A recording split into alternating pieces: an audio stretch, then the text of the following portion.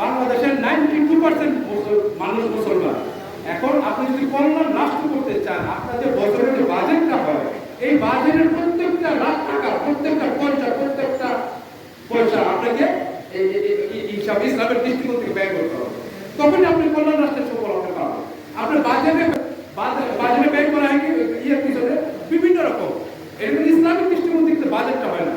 যতদিন পর্যন্ত আপনি বাজেটটা ঠিক না করতে পারবেন, বছরের রাষ্ট্রের বাজেটের টাকাটা ঠিক না করতে, ব্যয়ের টাকাটা ঠিক না করতে পারেন, ততদিন পর্যন্ত আপনি কল্যাণ রাষ্ট্রকে কোনো কিছু আপনি করতে পারবেন না। আপনি বলতে পারবেন, বলতে বছর, দিন, বছর, মাস, বছর যুগ পার করতে পারবেন, কিন্তু আপনি সফলতা অর্জন করতে পারবেন না যতদিন পর্যন্ত আপনাকে বাজেটের টাকার দিকে আমাদের লক্ষ্য রাখতে হবে।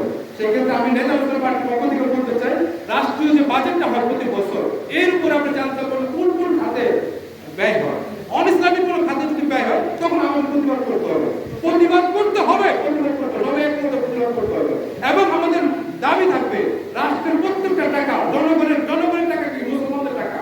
এই বাংলাদেশের টাকা মানে বাজেটটা করা হয় মুসলমানদের টাকা দিয়ে।